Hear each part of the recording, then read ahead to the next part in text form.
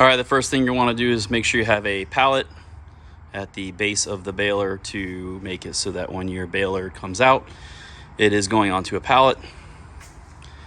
And you want to make sure you're obviously very full. We're going to do one last push down, and I'll show you the arrows that we're looking for. When you operate the baler, there's an arrow inside this screened-in area here. And we're going to line that up with this arrow right here. And once those two arrows are lined up, that's when we'll stop the machine manually.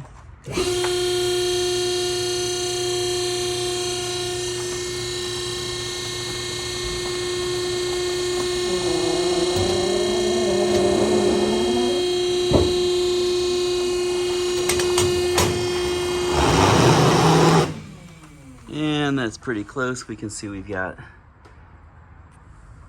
that's an arrow on the ram, and then obviously our other arrow right here. So we are going to, we hit the e-stop button right here for that part of it. And just for safety reasons at this point, we're gonna go ahead and kill power to the entire machine. And then I'll get the baling wire strung up, and then we'll go start again on the video. All right, so next you'll take your baling wire. Your baling wire is gonna come in rolls that look like that. You can take, you're gonna need 5 for at least this machine. And on the bottom of your baler, there are channels that each one of these wires is gonna go through. So they're gonna go, the channel runs to the back of the baler, and there's 5 of them. And those go all the way across. And you're gonna push those all the way until you have about 3 or 4 feet sticking out still of your wire.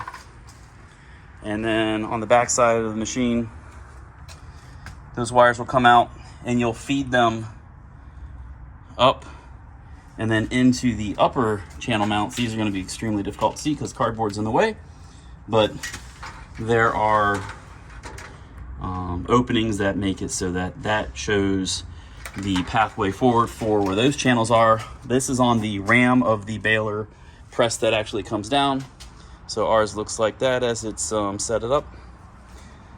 And the machine is still powered off, so we're powered off on this. And then we have our e-stop button to press in. And then we can open up our baler. That's a better picture of that arrow that we were looking at.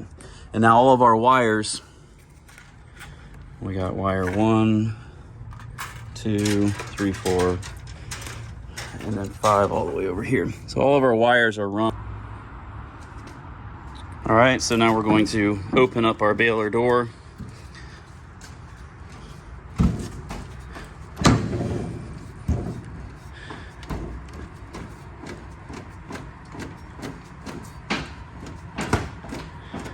You can hear some pressure, obviously, from the ram pushing down on that. Our door will open up here. And we're free. I'm gonna go a little bit further on this just to get it to there. And now our door is free. We're gonna open this up as far as it'll go.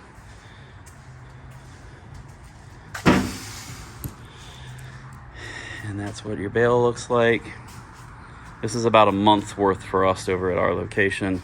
And now we can see those channels a little bit easier. So those are all gonna be tied up with our wire. So what we're gonna do is pull our baling wire so that they meet. And I was told that the meeting at this point here, up at the top, is what you're looking for as far as where the integrity comes from, or the integrity for making the bale stay tight. So you're going to do all those. I'll do a series of those in just a second and then start the video back up. All right, now we've got our baling wire cinched down. Basically just go through the eyelet, back around it, and then twist it up a whole bunch just to make it so that when it expands, it's still anchored in some way. So you do that across all 5. And you're just taking that remnant wire and looping it all the way down. That'll help keep it tight as it opens up. On the back side of your baler, you'll have these chains hanging. There's one here, and it goes in this channel and up to this red hook here. That's hooking up to the upper part of the hydraulic ram. And when we lift the hydraulic ram back up, it'll extract the bail. Those just hang on right there. And they're red, they're easy to see. They're not on any other channels, just the one to the right of the middle and one to the left of the middle.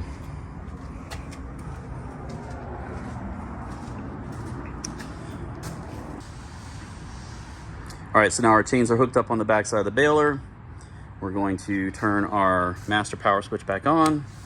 We're gonna get rid of our emergency stop switch, it pulls out.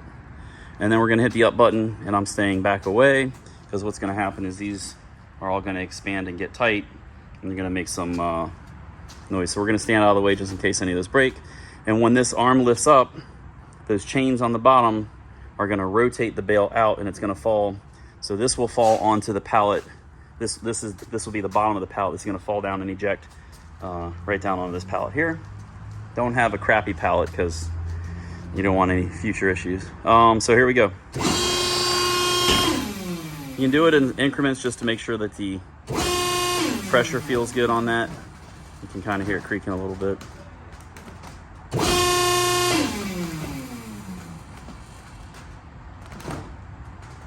And now we're gonna lift it up.